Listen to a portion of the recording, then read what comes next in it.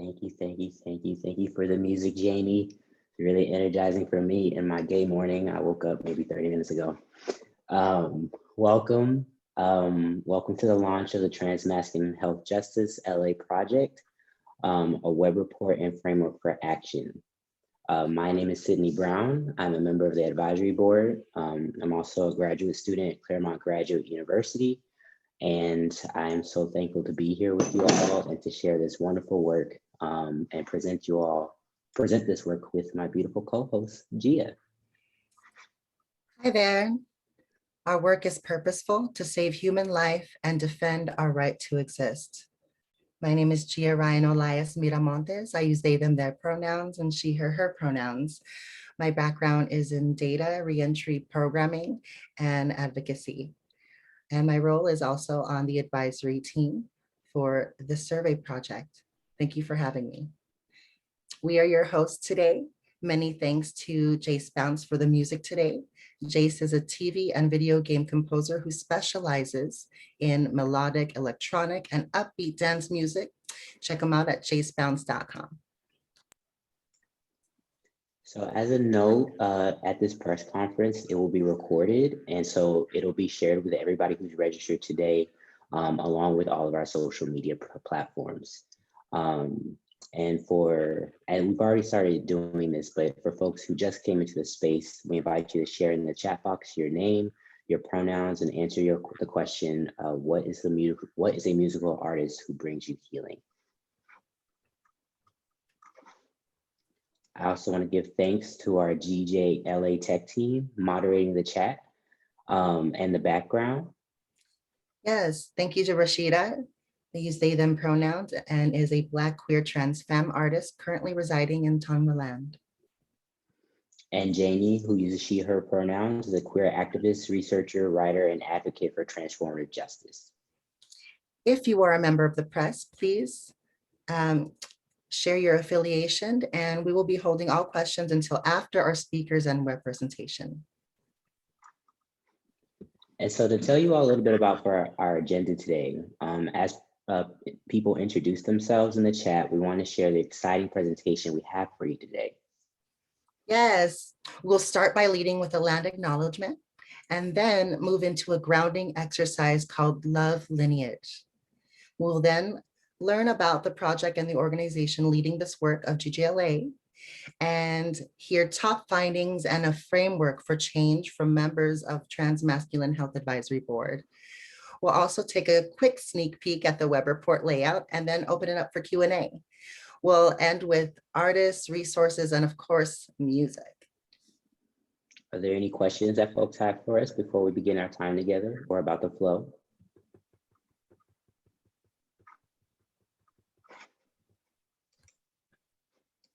All right. Well, it's wonderful to have all of you here. It's a pleasure and a privilege. Thank you for being with us today. I see that there's already a great folk here. Thank you to Yadi and Maro, Deanne, Alexi, Aiden, Amanda, thank you for joining us. Bo, hello. Melissa, Adrian, thank you all so much for being here. It's a pleasure. Angela, I see you. We're going to begin with our land acknowledgement. So today we give honor to the Tongva land in which we live and work. Acknowledging the land is one important way to increase understanding that our existence is part of a history of the displacement of Indigenous people. True investment in social justice includes acknowledging the original stewards of this land. By acknowledging this history and people of this land, we refuse the continued erasure of the Indigenous peoples. We are invested in and commit to a healing process that centers and honors Indigenous peoples' legacy in a good way with much respect and gratitude. And you can learn more about how to find the Indigenous land that you stand on by going to the phone app. It's called Native Land. I am actually in Hyattsville, Maryland at this time, so I'm on Anacostia land. And Rashida just placed a link in there to give you to the website to learn more about the land that you're on. We'll now move on to our love lineage grounding exercise. So one of the things that I wanted to make sure that we ground ourselves in our time together is that, you know, we are moving through difficult information. I want to make sure we ground ourselves in purpose in our ancestry.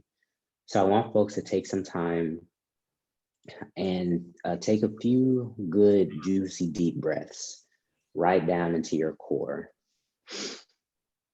And you can do it at your own pace, at your own speed, but take at least 3 solid, deep breaths.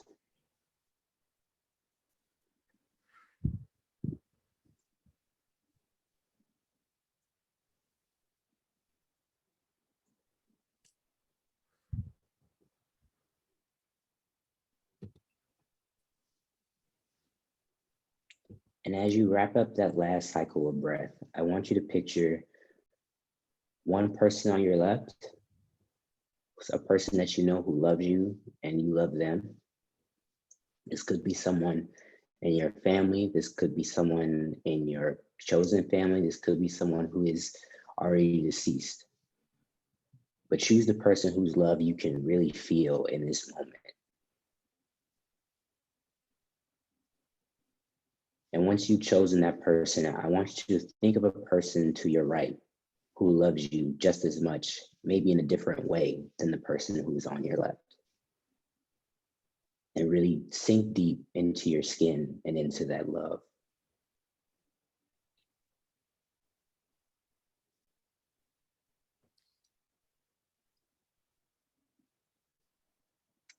And if you can, picture a few more people who love you, who you know you could call them right now and they will relish in your existence, and they will know that you are valuable, that you are loved, and it is a joy and a blessing to know you. I want you to acknowledge in this space, these people are part of your love lineage. A love lineage can encompass our ancestral lineage, but we know that in this work, we are here today because people loved us into existence. People who may not have been our blood family, but are a part of our family nonetheless. And we want to acknowledge that this work is a product of that love lineage. That the people who loved us, who love this team, who love this advisory board, who love the people into this room, are people who produce this work that we're going to share with you today. We all exist in this moment because someone loved us and chose to love us into existence.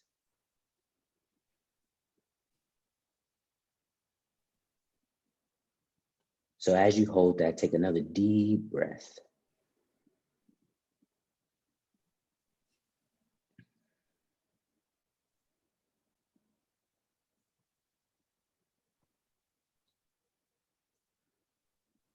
When you're ready, open your eyes. And as we continue to go through the flow of this work, keep them in mind and keep those who you will choose to love from this moment in mind as we talk more about this work today. Thank you. So let's get started with our first speaker.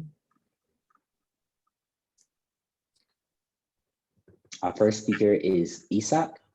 Isaac Perez was born and raised in and around Tongvaland, Los Angeles. They identify as a trans, two-spirit, indigiqueer, Hopi, and Puebloan people. Isaac is the executive director of Gender Justice LA. Isaac has been holding circles, organizing, training, and facilitating locally in LA for 15 plus years, as well as nationally for the past 15 years. Please welcome co-lead author of this report, Isaac. Thank you, Sydney. Thank you, Gia. Really appreciate that grounding and that intro. Thank you.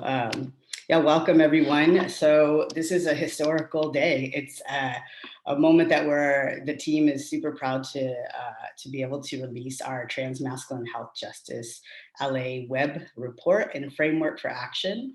And so I wanted to just let you know, for those of you who don't know, a little bit about Gender Justice LA.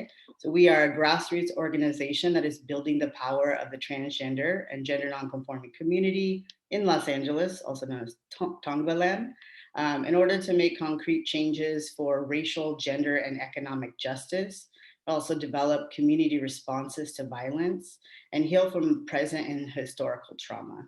Um, Through organizing, leadership development, and relational organizing and policy advocacy, we build the collective power and come together in ways that feel brave and affirming.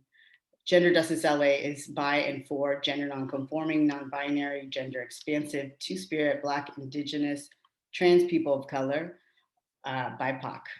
We are 18 years resilient. For those of you who do not know, we have existed for 18 years.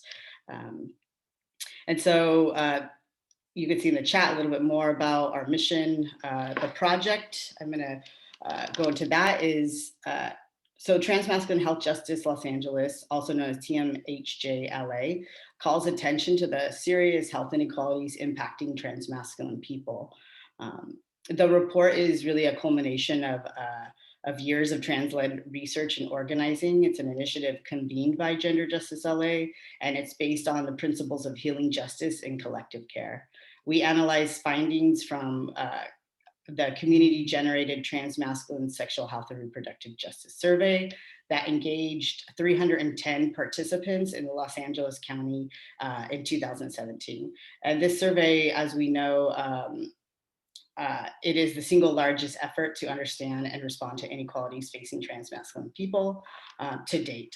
And so the executive summary provides top findings and frameworks for advancing health justice for transmasculine people in Los Angeles. And this includes universal access to healthcare and medical autonomy, gender affirming care, improving healthcare systems for everyone, transforming trauma, and interrupting violence at its roots, health inequalities and how they are preventable, and then taking action for health justice.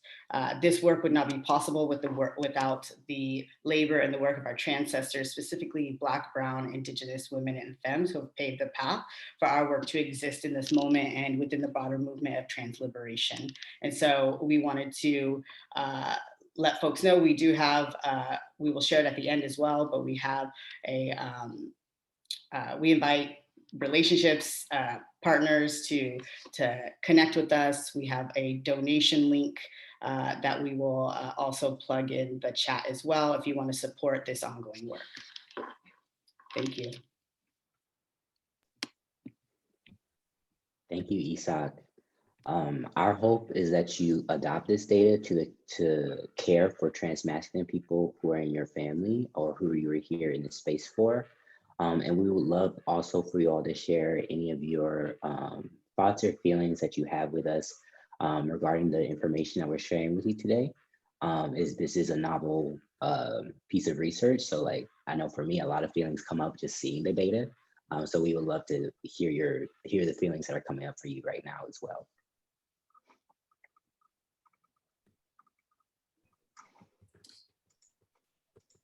So we're going to move into our data and personal stories. So to understand the transmasculine health, to understand transmasculine health, we must listen directly to transmasculine folks. Now we're going to hear from our advisory board experts about the data and the transmasculine experience. Jaden J. Fields is a poet, cultural worker, and educator dedicated to cultivating healing-centered spaces for marginalized communities. Jaden is the co-director of Mirror Memoirs, a national storytelling and organizing project that intervenes in rape culture by centering the healing and leadership of two-spirit, queer, trans, intersex, Black, Indigenous, and other people of color who are survivors of child sex abuse. He is the Equity Director for the Association for Size Diversity and Health after coming from work within grassroots and nonprofit organizations. Jaden's work designing and leading programs for trans folks to policy and advocacy at the city and county level continues. Please welcome Jaden. Thank you so much, Gia and Sydney and everyone for being here. For visual access, I'm Black, I'm wearing dark purple lipstick with hoop earrings, a blue pinstripe shirt, and a vest that is very colorful and patterned, reminiscent of the 90s. So I wanted to talk a little bit about universal healthcare and bodily autonomy, which is one of the sections in the study. So in order to talk about universal healthcare, we have to acknowledge the history of the health system that's rooted in the subjugation and genocide of Black bodies and Indigenous bodies in service of proving the goodness of white bodies. And that's what our health system is built on. And it's inextricably connected to transphobia and framing gender affirming healthcare as forcing us to exist in this narrative that we're trapped in the wrong body and that we have to medically transition to cure that, whether or not that's true for us or not. And so this study found that, for example, while 66% of the participants were able to connect with a mental health provider for authorization letters for gender affirming care, 49% of them didn't actually feel like the process was helpful to them in making their medical decisions. And so even though there's this process to be able to access care, it's not actually thinking about what our needs are as whole people. And so when we say universal healthcare, we're talking about intentional access to quality healing centered care. In the study, only about 1 in 10% of 1 in 10 of the participants lacked healthcare insurance altogether, and these participants were disproportionately immigrants to the U.S. So we have to think about universal healthcare as something that is intentionally anti-racist, intentionally anti-capitalist, and that is actually affirming. When we say universal healthcare, we're also saying something that's more than just trans competent, just being aware that trans people exist, but something that's actually affirming to the totality of who we are as people, not just us trying to access whatever they consider to be gender affirming care. So often folks are delaying their access to care or delaying even seeking care. In the study, over half delayed access to seeking or delayed seeking care because they didn't have access to the money to afford the care. 31% couldn't get time off of work, even though they might have been employed. And then other reasons that folks delayed seeking care was because of anxiety related to past traumatic health care experiences, and that was about 48% of the participants. A lot of folks were also navigating mental health stigma. There were lots of concerns about how trying to seek gender affirming care could, and being honest about their mental health could impact their access to gender affirming care. And then many were also worried about the past experiences of racism and xenophobia. And so I can even share for myself, even being full-time employed, I delayed accessing necessary preventative care because of not being able to find a provider who, one, was trans competent and would, at the very basic level, acknowledge and respect my name and pronouns, and two, who was anti-racist and not rooted in fat-phobic understandings of what health actually looks like. So I'm really excited for a lot of, there's so many findings in the study, really uplifting what we mean when we say universal access to healthcare, and illuminating how we need to shift and reimagine what health actually looks like. Thanks, y'all. Thank you, Jaden. Now we're going to hear information from Lucas Rojas. Lucas Rojas uses he, they pronouns and is a Latinx transmasculine identified individual who works at Children's Hospital Los Angeles and the Center for Trans Youth Health and Development and Health Services. Clinical and behavior research, specifically with trans, non-binary, gender non-conforming youth and young adults. Lucas is also the director of research for the Non-Binary Intersex Recognition Project while serving as the director of operations for Flux. They have a background as a former client and continued advocate in the TGI community. Welcome, Lucas. Good morning, everybody. Lucas, like you said, he, they pronouns. So I'm going to be talking more about the gender affirming care. Gender affirming care improves health systems for everyone. Health justice is investing in trauma-informed care and removing assumptions about sexuality, bodies, and risk. So we know the two-gender healthcare system has traumatized many TGI people and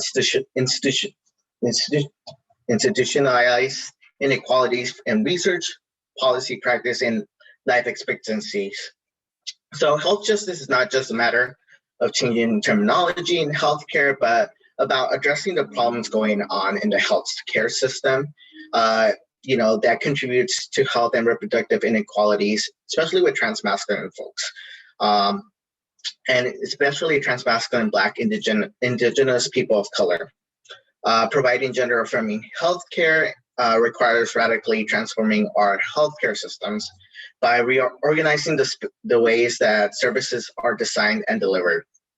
So some of our key findings were that transmasculine participants reported being ignored, turned away, and mistreated in services that healthcare services, especially those organized as men's health or women's health, this results in more limited access to preventative sexual and reproductive health services, such as contraceptives, family planning, and HIV prevention.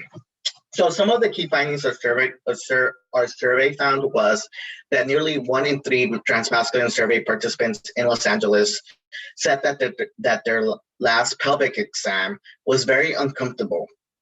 And 1 in 5 said that they were unlikely to get one in the future.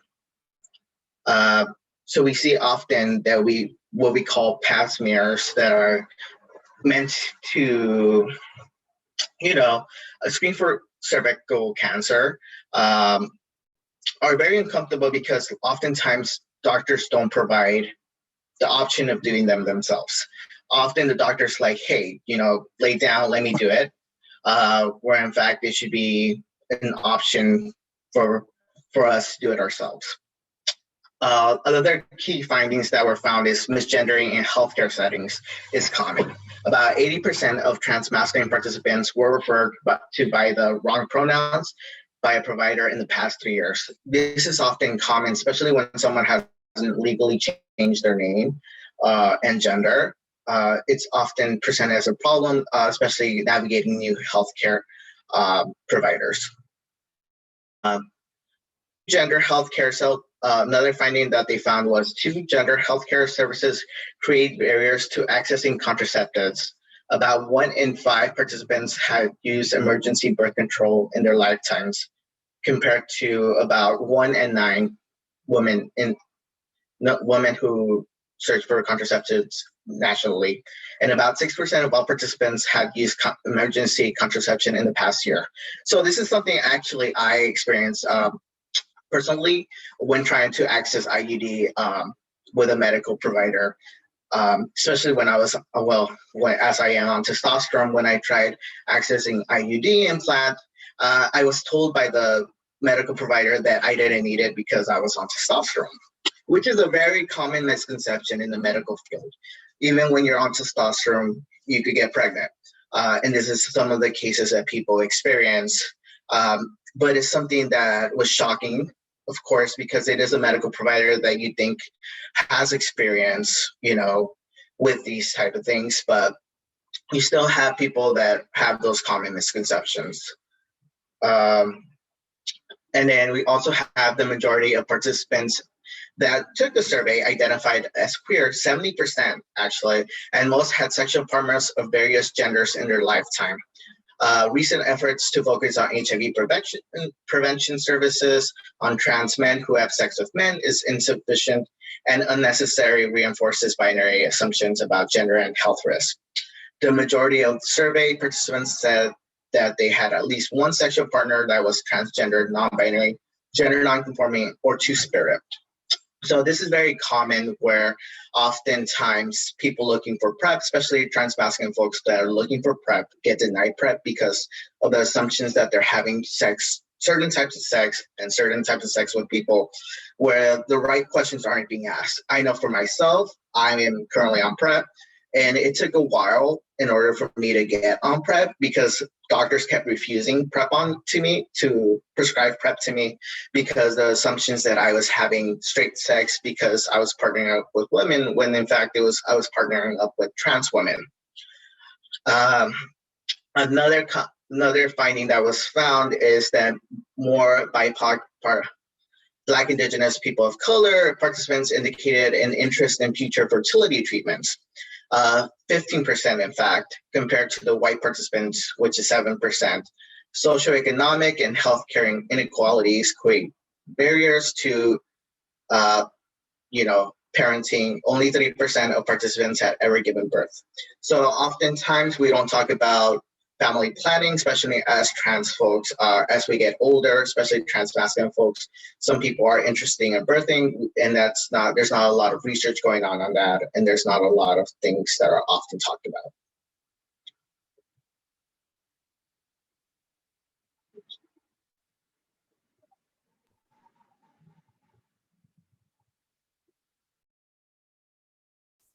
Thank you, Lucas, for sharing your story and expanding on the challenges gender affirming care presents as found in our report.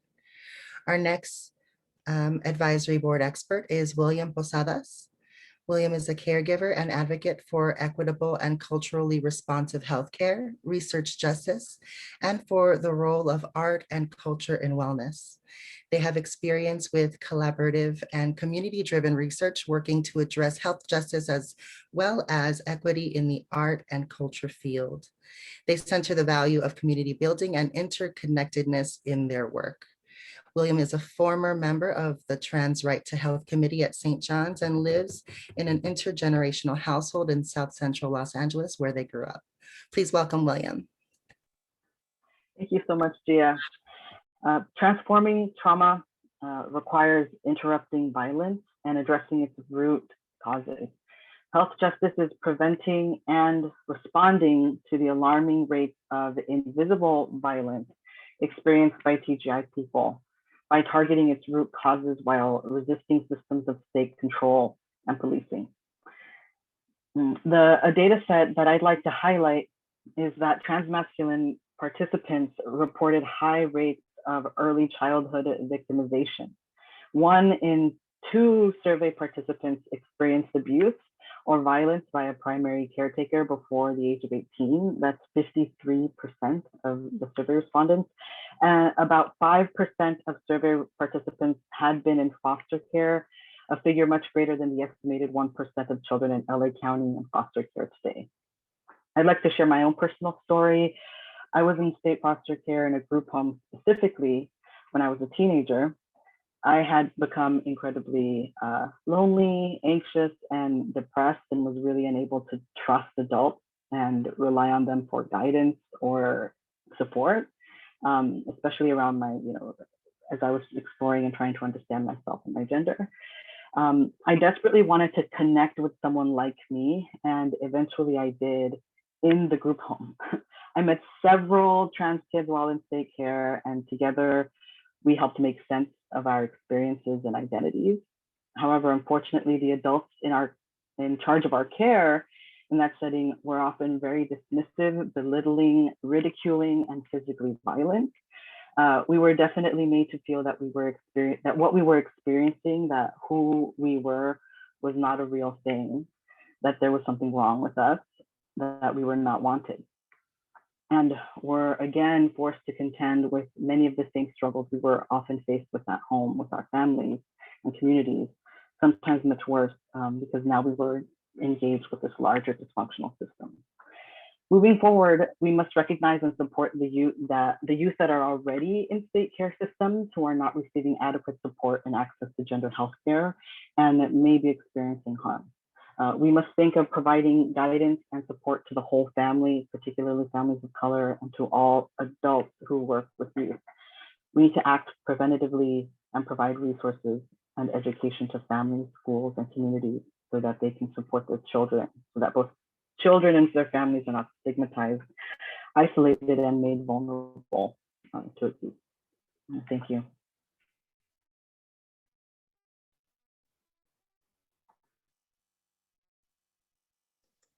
Thank you for story with us. Our next presenter is Lucky Alexander. Lucky Alexander is the founder of Invisible Men, is a trans man who is building bridges within the LGBTQI community and focused on support around trans masculine folks, as well as trans parents. He is a member of LA City Transgender Advisory Council, a CHIPS CAB member, HIV Commissioner, Director of Workforce Development at TransCan Work, a proud member and historian of the Brown Boy Project, and the designer of the All Black Lives Matter art installation on Hollywood Boulevard. Lucky received the title of Mr. Quest 2018, was the Assistant Strategy Director for the historic 2019 National Trans Visibility March, and is a recipient of the Lou Sullivan Award. Welcome, Lucky. Thank you, Sydney, I appreciate it. So I'm here to talk about health inequities and how they're preventable. Transmasculine people have developed collective care tools and practices within and outside of mainstream medical systems out of necessity. Histories of trauma, social isolation, stigma, discrimination have led to transmasculine people to experience some of the highest rates of depression, anxiety, suicide attempts of any known social group. Some of our key findings were that nearly 60% of our participants were prescribed antidepressants and or anti-anxiety medications in their lifetime, and 39% were currently experiencing moderate to severe depression. Another one of our key findings were 3 in 4 said that they had at least one negative experience with a mental health care provider. And about half of recently delayed seeking healthcare due to depression, about 52%. Or anxiety related past healthcare, 48%. So histories of trauma, social isolation, and discrimination are part of our past experiences. And as transmasculine people, as a transmasculine person navigating mental health, navigating the healthcare system, I've been a statistic. I've been part of this statistic. I've had to navigate and move through a lot of these different pieces and had a lot of these different experiences around the way that I'm treated within the healthcare system, because I do lie within that intersection of being Black and trans. And so not being able to express vulnerability and not having that outlet leads to a lot of these findings that we found.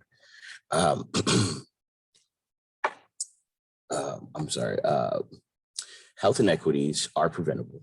Health justice requires understanding the connection between systems of power and health inequities and building on this link to provide health care. The health justice means investing in strategies of collective care by and for our TGI people. Thank you. Thank you, Lucky, for expanding on health inequities that are preventable. Our next speaker is Jovan Wolf Binarao Salagang, and Jovan is a Blasian activist, the Director of Workforce Development for TransCan Work, designer and business owner. They identifies as trans, gender nonconforming, free spirit. Jovan spends his working life involved with TransCan Work, Gender Justice LA, Invisible Men, Flux, and Project Q to empower, celebrate, commune, and bring visibility to our powerful QT community. Jovan also has a life project called Jovan Wolf Designs, an evolving leather lifestyle fashion label striving to create opportunities within the QT community by offering skill sharing and visibility through community and social projects. Please welcome Jovan. Thank you, Gia. Well, yeah, taking action. So, I wanted to mention, we're taking action for health justice and building a foundation for change here. So, health justice is about TGI people setting the terms of our own care. The health organizing work of TGI people adds to our collective understandings of how we can heal and be cared for. Health justice means investing in strategies of collective care by and for TGI people. Our research builds on a legacy of health justice organized by TGI people working to create and circulate health knowledge as a radical practice of love and collective care. We take action through showing up for each other, cultural organizing, changing policy, and transforming institutions by demanding change. We envision a world where TGI people are seen and valued, and where all people can access the kinds of care that we want and need. So we are resisting research that exploits and pathologizes TGI people and taking control of our narrative through our own research and knowledge-making practices. We're building a community strategies of care to stay connected, nurture intergenerational relationships, and build power and voice. We invite healthcare providers and educators to trust us, include us, protect us, create health career pathways for us, and join us in the fight for health equity, social justice, and healthcare for all. We're really fighting for inclusion in social and health policies to prevent and reduce systematic harms and acquire resources to address our specific needs. Transmasculine Health Justice Los Angeles highlights some of the serious health and healthcare inequities facing transmasculine people. As we work to envision and create the future we want, we lift up some of the many ways transmasculine people and our allies can do to take action now and to reduce harms and build communities of care. Our foundations for actions include, but are not limited to, areas such as community building as a number one. We need each other and we need to fight for each other. Being connected is crucial to TGI health and well-being. We strengthen our bonds by investing in cultural work, sharing in health knowledge, nurturing intergenerational relationships, and building power to voice. Another foundation is healthcare practices. Healthcare workers are essential to improving the medical experiences of TGI people. Trans people take action to mobilize change in healthcare settings by advocating for ourselves and others. We start the basic principles for providers to reduce harm and improve care for TGI folks. Another great foundation is policy to advocacy. Health inequities are a structural problem. Trans people and our allies have the power to work collectively to pass protective policies and to repeal dangerous ones, and to redistribute resources to those who are most in need. So join some of the ongoing efforts focused on trans people and integrate trans masculine perspectives into social justice policy, analysis, and campaigns. And lastly, another great foundation for action is research justice. We're building the knowledge we need to address health challenges together. We have identified some future research priorities as part of our ongoing processes. We hope to exchange ideas with other groups that are creating and sharing health knowledge by and for TGI people. So again, let's network and build those bridges that foster change and understanding for us and future generations. So thank you. Thank you, Javon. And thank you for everyone for sharing your expertise and knowledge in the field of transmasculine health. All the points. Go ahead. All the points you shared today speak directly to the need for systemic transformation and a much needed cultural shift for the sake of our collective health and safety. So let's take a look at what people can find on their web report. I'm so excited for y'all to see it. Now, if you don't know the webpage yet, it's at tmhealthstudyla.org.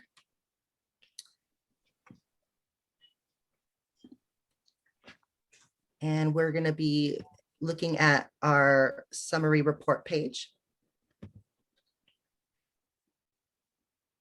So as you all can see, the team has built a platform of knowledge and change. Yes, hopefully everyone has access to the site. So the web report is meant to have something for everyone. So that includes TGI folks and community, service providers, researchers, and comrades. You'll find survey findings, our analysis, quotes, loving reminders, resources, and a plan for action. My favorite piece is the loving reminders, because we know that looking at data can be really difficult for folks. And we want to make sure that trans folks know that when we're talking about this data, that the data is a reflection of what oppression does to our bodies. And we are still valid and whole and worthy and honored despite all of those things. So we were really intentional about making sure that this was not just a place for a sterile engagement of data and looking at data in that way, but a place of engaging with care and intentionality as well. That's right. The web report is structured into 4 main points. So our data, findings, and visuals. You'll see right here are 4 links. The first being transforming institutions. This page provides data on how transmasculine people in LA County interact with existing healthcare systems and some of the barriers they encountered accessing care. And the next page is rejecting gatekeeping and racism. So this page provides data on asserting human rights to health. Trans folks deserve fair, safe, and equitable healthcare and access by informed consent to available medical biotechnologies that are available, including gender-affirming medical treatment. Our third section is transforming trauma. This page provides data on how we carry and transform trauma, violence data, sexual and intimate partner violence data, family relations data, foundational to future violence and mental health. And this final page is the harm reduction for ourselves and others. We provide this data to counteract dangerous myths that transmasculine people do not need sexual or reproductive health information and services. And so we highlight the utilization of preventative services and gaps in access to care. And this data is purposeful, right? We hope to spark action and investment in trans lives and to our wellness and overall existence. So thank you all for viewing that with us. Here's our Take Action and Stay Connected page as well. Next, we're going to jump into our Q&A portion led by Isaac, Hector Placencia, and Sid Jordan. Thank you, Sydney. Yeah, I just wanted to take a moment. So this is a lot of work that's been done by many people throughout the years, right? And so this is ongoing, evolving work. This is really a labor of love. And so I wanted to just introduce 2 folks on the team who have really, have been co-coordinating these efforts and are just really amazing individuals and just a beautiful team to work with. And so I will first introduce, so these folks, Hector and Sid, are actually they're both the co-lead authors as well. And Sid Jordan is a graduate student at UCLA's Department of Social Welfare, where he collaborates with organizations working for health rights, violence prevention, prison abolition, and gender, racial, and economic justice. Sid has collaborated with Gender Justice LA since 2016 as part of the Participatory Action Research Initiative. And yeah, Sid is one of the co-leading authors in this report and has shown up in so many ways as an ally, as someone part of our community as well, and has really grounded helped us to share that research can be, it can be done by the community. And so I think I just wanted to just say, I really appreciate you, Sid. And I'm just excited to be able to do this work with you. So welcome. And I will actually introduce Hector next, and then you all can say a few things and just talk about why you joined the team. So Hector Placencia is a movement consultant, community builder, and social justice advocate, working at the intersections of community and coalition building, public policy and advocacy, and research justice. For 15 years, 15 plus years, Hector has worked with and for undocumented Californians, communities of color, and transgender and queer communities. Hector is also a co-lead author in this report, is also an advisory board member with Gender Justice LA. And when Hector joined our team as a consultant, we were just really excited to have you join and just to share your wealth of knowledge. And so really appreciate you and all the work that you've put into this. And yeah, I'm going to turn it on over to you all to just say a couple things, and then we can open it up for Q&A. Thank you, Isak. Thank you, Hector. My name is Sid Jordan, he or they pronouns. Like Isak said, I'm a student at UCLA, and when I moved to LA, I was looking to get involved with activist work and wound up at this really beautiful event that Gender Justice LA was putting on, which was sort of the origins of this project, art exhibit that hung in the downtown public library. And what was really remarkable about this project to me was that there had been an interest in doing research, but what was prioritized was taking action and doing social change work through art. And it just was a really exciting opportunity to join one of the longest running trans-led organizations in Los Angeles on a project. So it's just been a delight. And, over the course of the time we've been working together, a lot has happened in the field of trans health, and there's actually a lot more interest and research happening. And so what's really powerful about a project like this is it's putting that energy into building community researchers who are doing by and for research, that can ensure that not only that we have the data that we need, but we have the analysis we need in order to use that data to improve lives, to save lives, and to build our leadership in the field. So grateful to be with you all. I've been doing some back-end work on the website. So if you're on the website now looking around at it and you come across any glitches or problems, please you can send those to me because we're still working that out over the course of today. I'll hand it to you, Hector. Gracias, Sid. Hola, buenos días, everyone. My name is Héctor Trinidad Plasencia. Pronouns are they, them, we, us. Very honored to be working with this team with so much brilliance, so much expertise, so much knowledge of self and the community. And we're just grateful to be able to share and be in service of immigrants, transgender, non-conforming, and intersex communities in this work and in this life. Gracias for being here.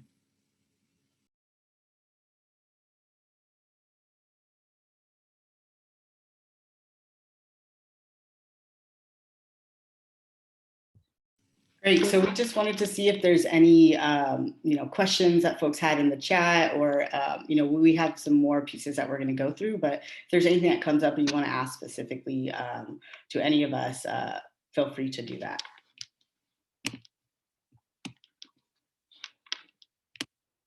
We can keep looking back at the chat as we go along. And maybe because of in the interest of time, we can just move on over to our next piece.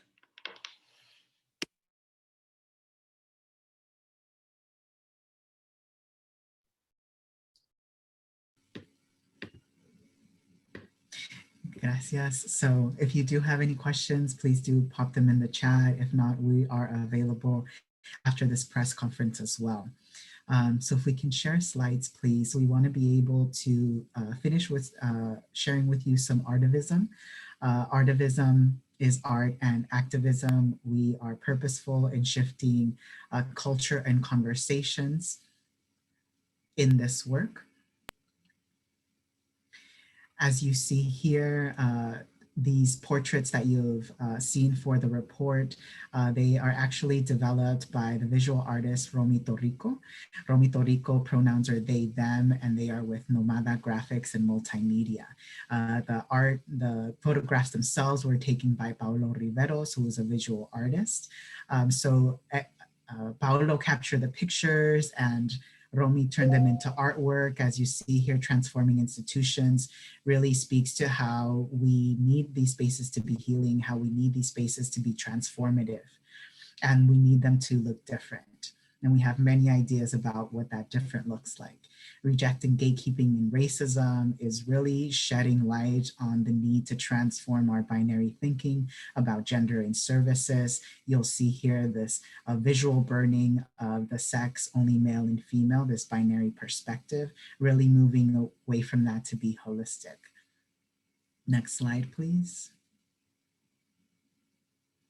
These two pieces, Transforming Trauma, we see one of our elders being blessed and protected under this practice, sitting and recognizing how we are connected to ancestry, just like we did at the beginning, really capturing that moment as we transform trauma within ourselves and in community.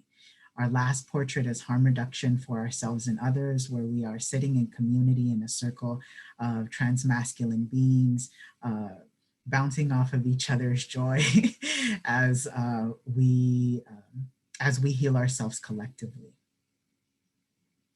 So we invite you to share these artworks and pieces and really use them for your own cultural shifts and conversation shifts as well. Next slide, please. We have a video that we want to share with you. It's a beautiful video called Continue to Live. It tells the individual story of Gabriel. Gabriel is a majestic transmasculine being surviving and thriving in Los Angeles, California. The story highlights the physical and personal challenges that make it difficult to exist. Through music and Buddhism, Gabriel heals his soul and energy and finds ways to continue to live. It's funded by Voices for Impact, and it's part of Paulo Rivero's continued artwork as he produced this piece in association with Gender Justice LA in this report. Here is Continue to Live.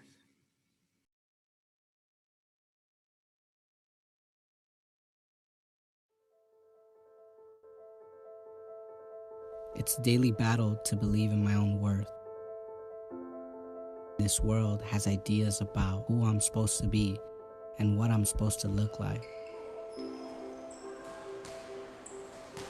His hands are so small.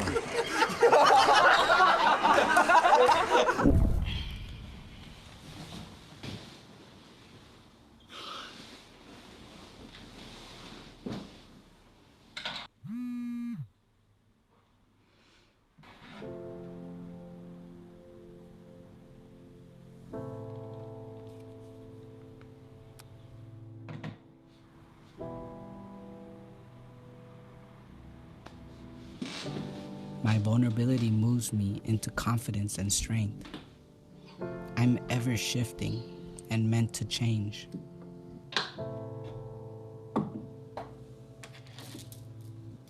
I'm transmasculine. I am transformation.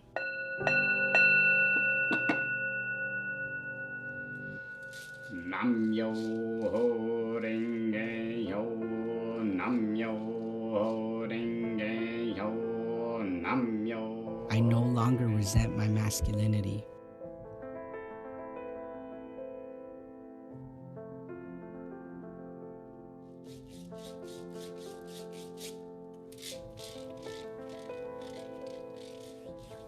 At a young age, I began to ask myself, what's my story? And DJing helped me find it.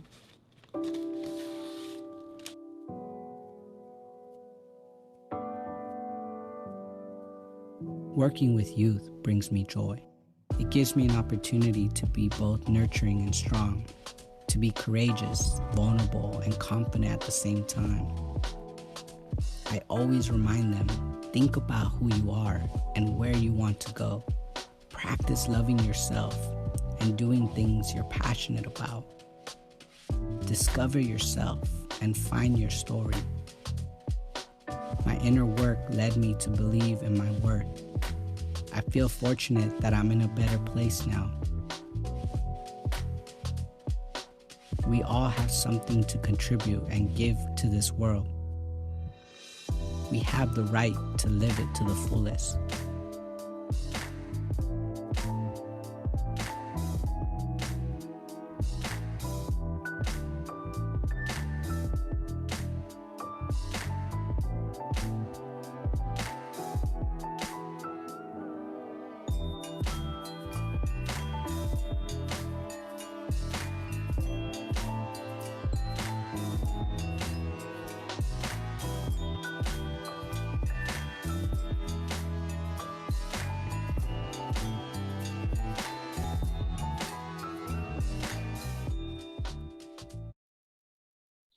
What a wonderful video. Thank you so much to Romy, Paulo, and Gabriel. And thank you to Hector, Isaac, and Sid. It has also been a joy to work with you all.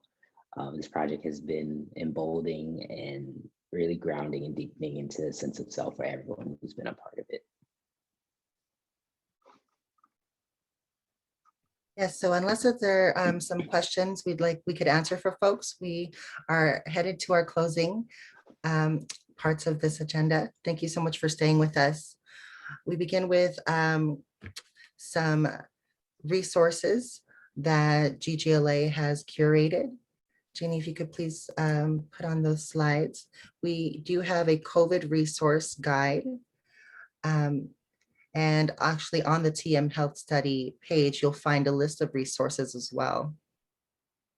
Right, so we also have LA-based resources through APAT, APLA, Bienestar, Center Long Beach, and CHLA. Please stay connected and continue to be a part of community gatherings. Our funding page is in the next slide. Oh, pardon me, there's also St. John's, Trans Latino Coalition, Trans Wellness Center. Thank you so much to them. We are staying connected through community gathering. Please follow us on Instagram, Twitter, and website. We've got at Gender Justice LA, at GGLA Scoop, as well as our GGLA website at www.ggla.nationbuilder.com.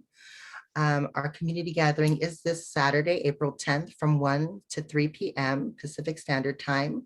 If you happen to use any of our imagery or refer to the report, please use our hashtag #TransMasculineHealthLA. And so we want to close the space with some loving reminders. You all are free to say them with me or say them after me to yourselves or out loud, but I will begin. Your gender is valid. Your body is sacred. Trans care is an act of love. Enjoy your body. You are allowed pleasure. You have survived a lot. You are worthy of love and healing.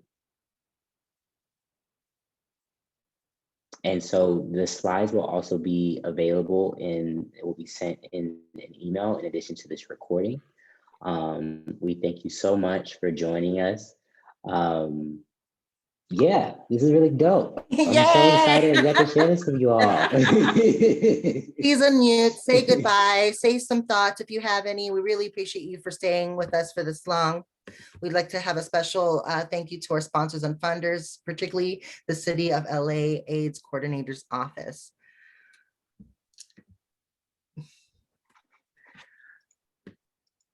Thank you, Jaden. Thank you, Jaden. Thank you to our advisory team. Thank you, Yadi. Natalia, thank you. Skylar, thank you also as well. Please unmute and say something if you want to. We really appreciate your presence and always want to uplift your voices if you want to say something. Thank you, William. Thank you, Robert. Thank you, Gia and Sydney. Happy birthday, Sydney. Thank you. Happy birthday, Sydney. Thank you. Birthday. Happy birthday. Day to you. Happy birthday. Thank you so much. This is a great birthday gift. A shout out to our